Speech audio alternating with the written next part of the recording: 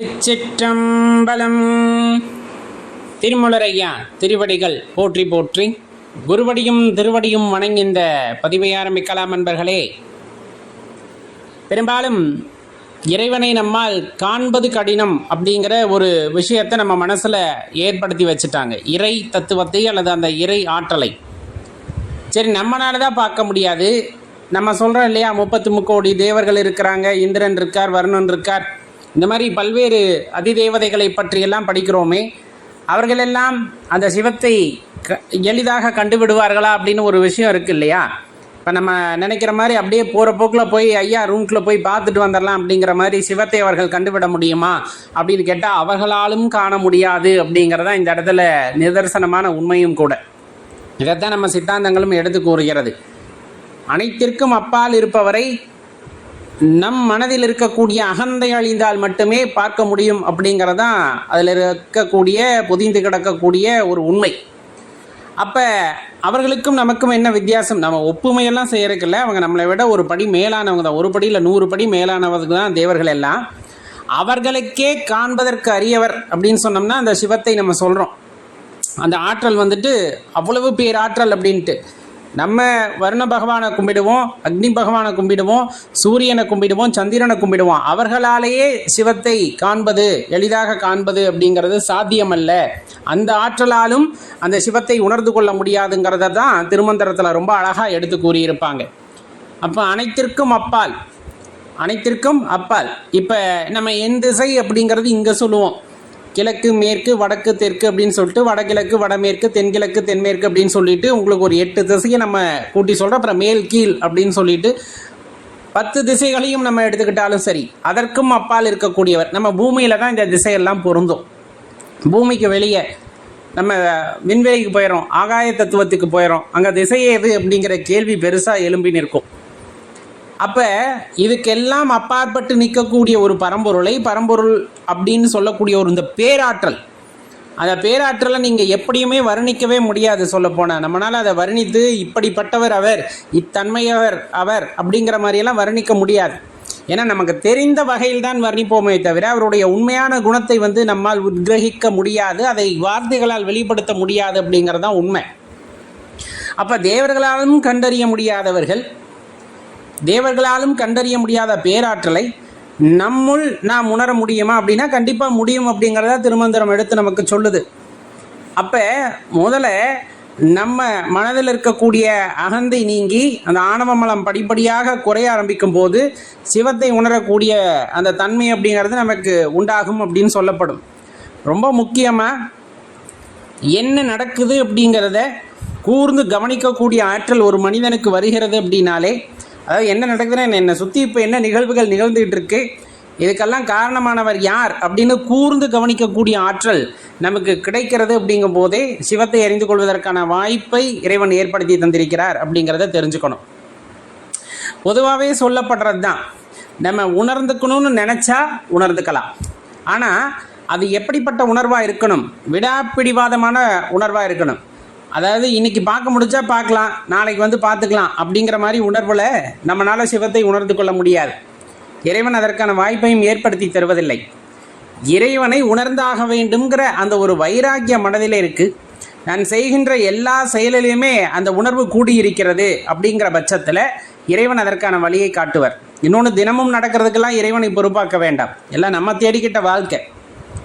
அப்போ நம்ம தேடிக்கிட்ட வாழ்க்கை அப்படிங்கும்போது நம்ம செய்த கர்மத்தின் காரணமாக சிலதெல்லாம் முன்னே தீர்மானிக்கப்பட்டு இங்கே வந்திருக்கிறோம். அப்படிங்கும்போது எது நடக்கணும்னு இருக்கோ அந்த கர்மாவை கழிக்கிறதுக்காக அது நடக்கும். உடல்நிலை சரியில்லாமல் போகிறதா இருக்கலாம், மனநிலை சரியில்லாமல் போகிறதா இருக்கலாம், எது எப்படி ஆயினும் சரி அது நடந்தே தீரும் அப்படின்னு வச்சுக்கலாம். இதை நம்ம கேட்டு வாங்கி வந்த வரம், இதுக்கு கொண்டு போய் நம்ம இறைவனை குறை சொல்லக்கூடாது. ஆனால் வந்தாச்சு, ஆனால் இப்போனாச்சும் ஞானம் அடைய வேண்டுமே அப்படின்றதுக்காக நான் இறைவனை நோக்கி செல்கின்றேன் அப்படிங்கும்போது இறைவன் வழிகாட்டுவாரா? கண்டிப்பாக வழிகாட்டுவார். நம்ம முழுமையாக சரணாகதி அடைந்து, எது என் கர்மா எப்படி இருந்தாலும் சரி, நான் உன்னை சரணாகதி அடைய போகிறேன் அப்படிங்கிறத மனசில் வச்சுக்கிட்டு முழுமையாக சரணாகதி அடைந்து நடக்கிறதெல்லாம் நாடகம், எனக்கு அதுக்கு எந்த சம்மந்தமும் இல்லை, நான் உன்னை மட்டுமே நினைத்திருக்க போகிறேன், உன்னையவே அடையணும் அப்படிங்கிற அந்த ஒரு ஆவால இருக்கேன் அப்படின்ட்டு அதற்கு தகுந்தாற் போல செயல்களில் நம்ம ஈடுபடும் போது பரம்பொருள் கண்டிப்பாக அதற்கான வழியை காட்டுவார். ஏன்னா இப்போ அனைத்திற்கும் அப்பால் இருக்கக்கூடிய ஆதியும் அந்தமும் இல்லாத அந்த பரம்பொருளை, அந்த ஆதிசக்தியின் மறுபாதியாக இருக்கக்கூடிய ஆற்றல் மிகு சிவத்தை நாம் எவ்வாறு உணர்ந்து கொள்ள முடியும் அப்படின்னா, ஆற்றல் அப்படின்னு சொல்லிட்டாலே அதுக்கு வடிவம் நம்ம கொடுக்க முடியாது. வேணால் அதுக்கான விளக்கத்தை வேணால் கொடுக்கலாம், இப்படி இருக்கும் அப்படி இருக்கும்ன்ட்டு. வடிவத்தை கொடுக்குற அளவுக்கு நம்ம ஒன்றும் பெரிய ஆளும் ஆகிடலை. தெளிவாக தெரிஞ்சுக்கணும். எதாக நீ நினைக்கிறாயோ, எதாக அப்படின்னு சொல்லும் போதே நம்ம ஒரு மாதிரி இந்த உயர்தினை அக்ரிணை அப்படிங்கிறதுக்குள்ளே நம்ம போகிறோம். எதாக அப்படின்னு இறைவனை அப்படி சொல்லலாமா அப்படின்னா, இறைவன் எல்லாவுமாக இருக்கிறார் அப்படிங்கிறதான் திருமந்திரம் நமக்கு சொல்லுது. நீ மனிதராக பார்க்கிறாயா, மனிதனாக உனக்கு ஒரு உருவத்திலே அவர் காட்சி கொடுப்பார். கல்லாக பார்க்கிறாயா, கல்லாக காட்சி கொடுப்பார். மண்ணாக பார்க்கிறாயா, மண்ணாக காட்சி கொடுப்பார். நீ எதாக உருவகப்படுத்திக் கொள்கிறாயோ அதாக உனக்கு காட்சி தருவார். அப்போ அதனுடைய பொருள் யாது? எல்லாமுமாக, அனைத்திலும் சர்வ வியாபியாக நீக்கமர நிறைந்திருக்கின்ற இறைவனை நீ எல்லாமுமாக பார்க்கலாம் அப்படிங்கிறது அதோட தத்துவம். சரி, அப்போ இறைவனுக்கு பெயர் சொல்லி அழைக்க வேண்டுமே. நீ பார்த்து எந்த பேர் வேணாலும் வச்சுக்கு, நீ பார்த்து எந்த பேர் வேணாலும் வச்சுக்கோ. நான் இப்போ எங்கள் அம்மா மேலே தான் ரொம்ப பாசமாக இருப்பேன். எனக்கு எங்கள் அம்மாவை பிடிக்கும். நான் அம்மான்னு கூப்பிடலாமா? அதுவும் சிவத்தை நான் போய் அம்மான்னு கூப்பிட முடியுமா? கூப்பிடு. அப்பான்னு கூப்பிட முடியுமா? அப்பான்னு கூப்பிடு. அண்ணான்னு கூப்பிட முடியுமா? கூப்பிடு.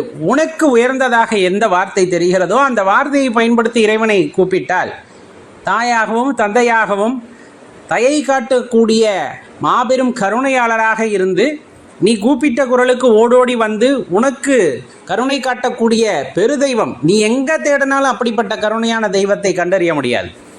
அந்த சிவத்தை போல் ஒரு பேராற்றலை இந்த பிரபஞ்சத்தில் எங்குமே நாம் கண்டறிய முடியாது. அன்பே வடிவாய், இரக்கமே உருவாய் நமக்கு காட்சியளிக்கக்கூடிய ஒரு பேராற்றல் அப்படின்னா சிவத்தை குறிப்பிட்டு சொல்லலாம். சிவத்தை குறிப்பிட்டு சொல்லலாம். எந்த இடத்துல கருணை மிகுந்திருக்கிறதோ, எந்த ஒரு அடியார் மனதிலே கருணை நிறைந்திருக்கிறதோ, அன்பு நிறைந்திருக்கிறதோ, பாசம் நிறைந்திருக்கிறதோ அவ்விடத்தில் இறைவன் இருப்பார். சாட்சாத் அவ்விடத்திலே சிவம் எழுந்தருளி அவர்களை சிவமாகவே மாற்றி இருக்கும். அப்படின்னு பார்த்தா அந்த முகத்தில் அந்த தேஜஸ்ன்னு சொல்லுவாங்க, அந்த பொழிவு அப்படி இருக்கும் அவர்கள் முகத்தை பார்க்கும் பொழுது. பக்தர்கள் அடியார்களாக மாறுகின்ற தருணம் அப்படிங்கிறது சிவத்தை உணரக்கூடிய அந்த தருணம். பொதுவாக இது வேண்டும் அது வேண்டும் அப்படிங்கிற நிலையிலிருந்து எதுவும் வேண்டாம் நீ வேண்டும் அப்படிங்கிற நிலைக்கு போகிறது அடியார் அப்படின்னு நம்ம சொல்லுவோம். சிவன் அடியார் அப்படின்னு நம்ம சொல்கிறோம். அவங்களுக்கு எந்த இயக்கமும் இருக்காது, எல்லாம் அவர் தான். அவர் பார்த்து எது நடத்தி வச்சாலும் நடத்தி வச்சுட்டு போன்ட்டு நிறைய திருநீர் எடுத்துக்கிட்டு அப்பா அப்படின்ட்டு உட்காந்துருப்பாங்க பாருங்கள். அது அந்த இறைவனை உணரக்கூடிய அரும்பெரும் தருணம், உணர தயாராகிவிட்ட தருணம். அப்படிப்பட்ட தருணத்தை யார் கொடுப்பார் அப்படின்னா சிவமே கொடுக்கும்.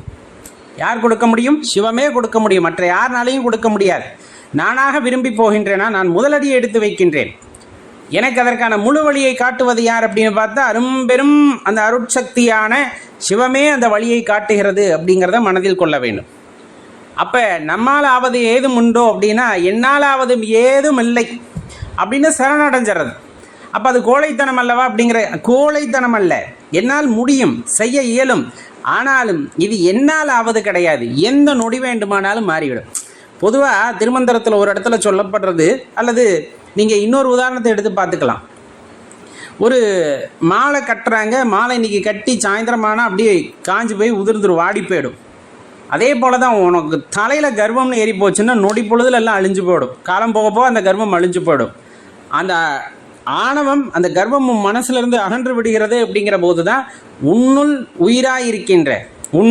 உயிராயிருக்கின்ற இறைவனை உணர்ந்து கொள்ள முடியும், அந்த பேராற்றலை உணர்ந்து கொள்ள முடியும். அப்படிங்கிற தாற்பயத்தை நம்ம புரிஞ்சுக்கிட்டோன்னா சிவ தத்துவத்தை உணர்ந்து கொள்ள முடியும். ஏன்னா இன்றைக்கும் நிறைய தகவல்கள் என்ன ஏது என்று தெரியாமலே இந்த பிரபஞ்சத்தில் மூழ்கி கிடக்கின்றன. அதெல்லாம் இறை ஆற்றல் கொண்டு, அதிலையும் சொல்லப்போனால் இறைவனுடைய அருட்பார்வை கொண்டு சில பேர் தியானத்திலோ தவத்திலோ அதை உணர்ந்து கொள்ள முயற்சி செய்யும் போது அவர்களுக்கு அது பலனளிக்கின்றது. அது என்ன என்ற ரகசியம் அவர்கள் உணர்ந்து கொள்கிறார்கள், பிரபஞ்சத்தை பற்றின ரகசியத்தை. மற்றவர்கள் வந்தோம் போனோம், ஏன்னா நானே விருப்பப்பட்டு தேர்வு செய்த இந்த வாழ்க்கையை நான் விருப்பப்பட்டவாறே வாழ்கின்றேன், அவ்வளவுதான் விஷயம். இந்த வாழ்க்கையில் நான் என்ன விருப்பப்படுறேன்னா அடுத்த வாழ்க்கை எனக்கு கிடைக்கப் போகிறது.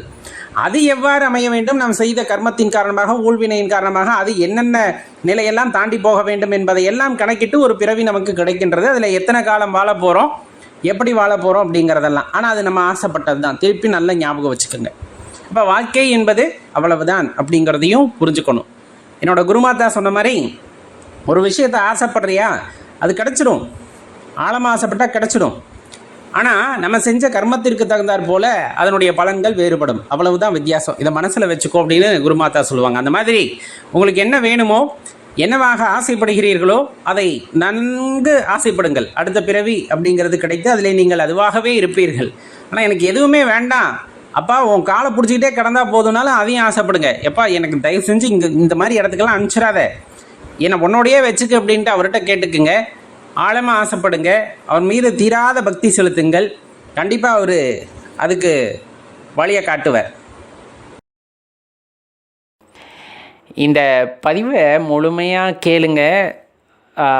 ஒரு சில விஷயத்துக்கான புரிதல் உங்களுக்கு இயல்பாகவே உண்டாகணும். இறைவன் அனைவருக்குமானவர். இறைவன் அனைவருக்குமானவர்.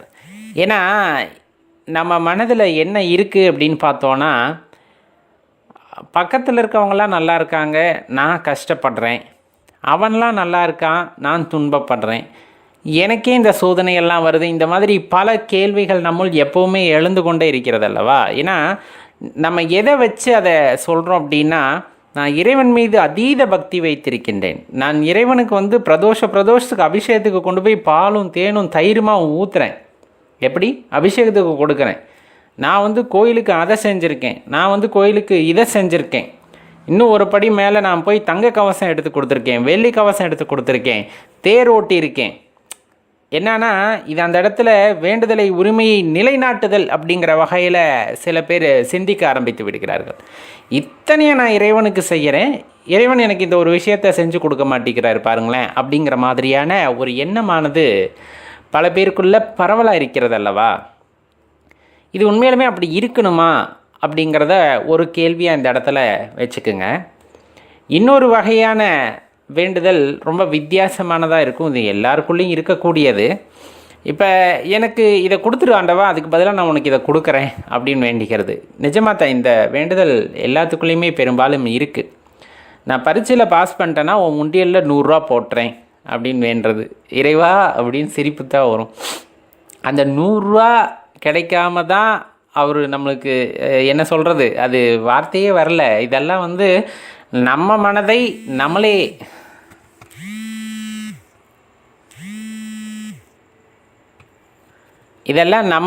நம்மளே ஏமாற்றி கொள்ளக்கூடிய ஒரு செயலாக இருக்கும். சில பேர் பிரார்த்தனையே வித்தியாசமானதாக இருக்கும். இன்னும் ஒரு படி மேலே போய் காணிக்கைகள் செலுத்துறது அப்படிங்கிறது, இன்னும் சொல்லப்போனால் இறைவனிடமே பேரம் பேசுறது அப்படிங்கிறது, இந்த மாதிரி விஷயங்கள் எல்லாம் இருக்கிறது அல்லவா? இந்த மாதிரி விஷயங்களில் இறைவன் அந்த கருணை காட்டுகிறாரா, அல்லது நம்ம இந்த சொல்லுவோம் பாராபட்சம் அப்படின்னு சொல்லுவோம், ஒருத்தருக்கு ஒன்று செஞ்சுட்டு இன்னொருத்தருக்கு இன்னொரு செய்யாமல் இருப்பாரா? ஏன்னா 2 பேரும் ஒரே நிலையில் இருப்பாங்க. ஒருத்தர் நீ இதை செய், நான் உனக்கு 1000 ரூபா உண்டியலில் போகிறேன்னு சொன்னதுமே அவருக்கு செஞ்சிருவாரா இறைவன் அப்படிங்கிற அந்த கேள்வி உங்களுக்குள்ளே வரணும். இதுதான் ஒரு முக்கியமான படிநிலை. ஒருத்தர் தங்க கவசம் செஞ்சு தரேன்னு வேண்டதுனாலேயே அவருக்கு எல்லாத்தையுமே இறைவன் தூக்கி கொடுத்துருவாரா அப்படிங்கிறது ஒரு இயல்பான ஒரு கேள்வியாக எழ வேண்டும். இப்படியெல்லாம் கேட்டதையெல்லாம் செய்கின்றார் அப்படிங்கும் போது இறைவன் பாரபட்சமானவராகத்தான் இருப்பார். ஆனால் உண்மையில் அது கிடையாது. இறைவன் யாருக்குமே பாரபட்சம் காட்டுவது இல்லை. அது நாம இருந்தாலும் சரி, நமது நண்பர்களாக இருந்தாலும் சரி, சக ஜீவராசிகளாக இருந்தாலும் சரி, சிவபெருமான் யாரிடமும் பாரபட்சம் காட்டுவது இல்லை. இந்த உலகம் மட்டுமல்ல, இந்த பிரபஞ்சத்தில் உள்ள ஒவ்வொரு அணுக்களும் அவரின்றி அசைவது இல்லை. அது அனைத்துமே சிவமாக இருக்கும் பொழுது நம்முள் இறைவன் வேறுபாடு அப்படிங்கிறத காட்டுவதில்லை, பாரபட்சம் அப்படிங்கிறத காட்டுவது இல்லை. இதை மனதார உணர வேண்டும், அவ்வளவுதான். இதை மனதார உணர வேண்டும். வெளிப்படையாக பார்த்தா இறைவன் எனக்கு கஷ்டத்தை கொடுத்துருக்கார், இறைவன் என்கிட்ட இதை எடுத்துக்கிட்டார், இறைவன் அதை பறித்து கொண்டார், இந்த மாதிரி நிறைய குற்றச்சாட்டுகள் இறைவன் மீது வைக்க முடியும். இதற்கு முன்னாடி யாரிடமே இறைவன் அதை செய்ததில்லையா அப்படின்னு கேட்கும்போது அதுக்கான விடையை தேடும் பொழுது நாம் தான் தவறாக யோசித்து விட்டோமோ அப்படிங்கிற புரிதல் ஏற்படும். எதுவுமே நிலை இல்லை இந்த உலகத்தை பொறுத்தளவு. எதுவுமே நிரந்தரம் இல்லாத உலகத்திலே இது மட்டும் எப்படி நிரந்தரமாகும் அப்படிங்கிற ஒரு கேள்வி வருதல்லவா? என் வாழ்க்கையில் மட்டும் எதுவும் என்னை விட்டு பிரியக்கூடாது, எல்லாம் வந்து கொண்டே இருக்க வேண்டும், எதுவும் செல்லக்கூடாது அப்படிங்கிற எண்ணம் மனித வாழ்க்கைக்கு அப்பாற்பட்டது. அதாவது ஆன்மீகத்தில் இருப்பவர்கள் அப்படி சிந்திக்கவே கூடாது. தெளிவாக சொல்லப்படுவது அதுதான். இயல்பாக மனிதர்கள் எண்ணுவார்கள், இது மாதிரி என் குடும்பத்தில் இப்படி ஒரு தவறுதலாக நடந்துடுச்சு, இதுக்கு இறைவன் தான் காரணம், நான் எவ்வளவோ செஞ்ச இறைவன் இப்படி பண்ணிட்டாரே அப்படின்னு அவங்க பேசுகிறாங்கங்கிறது அது வேற. ஒரு ஆன்மீகவாதியாக, ஆன்மீகத்தில் ஒரு புரிதலுடன் நடந்து கொள்பவர் இந்த மாதிரி வினாக்களை தனது மனதில் கூட அவர் எழுப்பக்கூடாது அப்படிங்கிறத தான் நம்ம தெளிவாக புரிந்து கொள்ள வேண்டிய ஒரு விஷயம். ஏன் இப்படி சொல்கிறோம்? இறைவனை பொறுத்தளவு பாராபட்சம் அற்றவர். யாரையும் ஒரு இடத்துல மேலே தூக்கியோ ஒரு இடத்துல உயர்த்தியோ அவர் பார்ப்பது இல்லை. சிருஷ்டிகர்த்தா அனைவருக்குமே ஒரு வேலையை கொடுக்கின்றார், அதை செவ்வனை செய்துவிட்டு மீண்டும் அழைத்து கொள்கின்றார். என்ன? தன்னை உணர்தல் அப்படிங்கிற ஒரு விஷயம். மனிதனாக ஏன் பிறந்தோம், அதற்கு என்ன காரணம் அப்படிங்கிற விஷயத்தை புரிந்து கொள் அப்படிங்கிறதுக்காக அனுப்புகிறார். அதை புரிந்து கொண்டு விட்டால் அவர்கள் மீண்டும் அவருடனே சரணடைந்து விடுகிறார்கள். அவ்வளவுதான். இதற்கு இடைப்பட்ட பகுதியில் தன்னுடைய விருப்பு வெறுப்புக்கு, தன்னோட எதிர்பார்ப்புக்கு தகுந்த மாதிரி இந்த வாழ்க்கை அமைய வேண்டும் என்ற நோக்கத்தின் காரணமாக இறைவன் மீது பழி சுமத்துவதும் தவறு. நீ இந்த இடத்துல எனக்கு இந்த ஒரு வாய்ப்பை கொடுத்துருந்தீங்கன்னா நான் கோடீஸ்வரன் ஆகிடுப்பேன், இந்த இடத்துல இந்த ஒரு வாய்ப்பை கொடுத்துருந்தீங்கன்னா நான் பேரும் புகழும் பெற்றிருப்பேன். அந்த இடத்துல அவர் கொடுக்கணுங்கிறது நிர்பந்தம் கிடையாது. நாம் எப்படி இறைவனை நிர்பந்திக்க முடியும்? எனக்கு இதை கொடு அப்படின்னு உரிமையுடன் கேட்பதற்கு என்ன இருக்கிறது? அவர் உனக்கு கொடுத்த வாழ்க்கை அப்படிங்கிறது உன்னை உணர்ந்து கொள் அப்படிங்கிறது கொடுத்த வாழ்க்கையில் உனக்கு அது வேணும் இது வேணும்னு நாளையை பற்றி நினைத்து கொண்டு இல்லாமல் போய்விடுமோ, அது கிடைக்காமல் போய்விடுமோ, இந்த மாதிரி பல குழப்பங்களில் நம்மை நாமே குழப்பி கொண்டு இறைவனின் மீது பழி சுமத்துவது அப்படிங்கிறது எப்போவுமே தவறான ஒரு விஷயம். எதுவாக இருந்தாலும் வச்சுக்கோங்க, எதுவாக இருந்தாலும் வாழ்க்கையில் ஒரு விஷயம் உங்களுக்கு கிடைக்கல, அந்த கிடைக்காம போனதுனால தான் என் வாழ்க்கையே தலைகீழாக போச்சுன்னு நீங்கள் நினச்சிங்கன்னா அது நம்மளோட முட்டாள்தனம். ஏன்னா அந்த வாய்ப்பு போயிடுச்சுன்னா அதுக்கு அடுத்து ஒரு வாய்ப்பு வந்திருக்கும். இறைவன் எல்லா வழிகளையும் ஒருவருக்கு அடைப்பது இல்லை. உனக்கு எது நல்லதோ அதற்கான பாதையை அவர் காட்டி இருப்பார். அதை நம் மனம் ஏற்றுக்கொள்வதற்கு தயங்கி இருக்கும். அதை முழு மனதுடன் ஏற்றுக்கொண்டு அதிலே பயணித்தவர்கள் உண்மையாலுமே வாழ்க்கையில் இன்பத்தை அடைந்திருப்பார்கள். ஆனால் அதெல்லாம் கிடையாது. நான் கேட்டது கிடைக்கல, அவர் அதை கொடுத்தா நான் ஏற்றுக்கணும் அவசியம் இல்லை, நான் இதைத்தானே கேட்டேன், இது எனக்கு கிடைக்கல, அப்போ என் வாழ்க்கை சூன்யமாயிடுச்சுன்னு நீங்கள் எப்போ நினைக்கிறீங்களோ அப்போயே நமது வாழ்க்கையானது பறி போய் விடுகிறது. இறைவன் எதை செய்தாலும் நல்லதுக்குத்தான் செய்வார் அப்படிங்கிற அந்த நம்பிக்கையானது மனதில் இருக்க வேண்டும். அதே போல் அவர் காட்டும் பாதையில் தொடர்ந்து பயணிக்கக்கூடிய அந்த வைராகியம் இருக்கிறது. அப்படிங்கும்போது கண்டிப்பாக அது நல்லதாகத்தான் அமையும். இறைவனை புகழ்ந்து பாடுதலின் மூலமாக இறைவனை அடைந்து விடலாம் அப்படின்னு நினைக்கிறவங்க போது அது நமக்குள்ள ஒரு மகிழ்ச்சியை உண்டாக்கி உங்களுக்கு ஒரு உள்ளார்ந்த உணர்தலை ஏற்படுத்தும். நம்ம சந்தோஷமாக வாழ்த்தி பாடுறோம் அப்படின்னா அதில் மனம் மகிழும் அளவுக்கோ உங்கள் மேலே பாரபட்சம் காட்டும் அளவுக்கோ இறைவன் அப்படி பாரபட்சமானவர் அல்ல. ஒரு புகழுக்கு அடிமையாக கூடாது அப்படிங்கிறத நமக்கு போதித்திருக்கும் போது இறைவன் மட்டும் புகழுக்கு அடிமையாவாரானா? கிடையாது. நீ எப்போ அவரை புகழ்ந்து பாடுறியோ, அவரை உருவகிச்சு பாடுறியோ, அது சாதாரணமாக வார்த்தைகளால் பாட முடியாது. உனக்குள்ள அந்த அன்பு பெருக்கெடுக்கும் பொழுது, அந்த இரக்கம் பெருக்கெடுக்கும் பொழுது, ஒரு மனிதத்தன்மையை நீ அடைந்த போதுதான் அப்படி பிறரை போற்றி உன்னால் பாட முடியும்.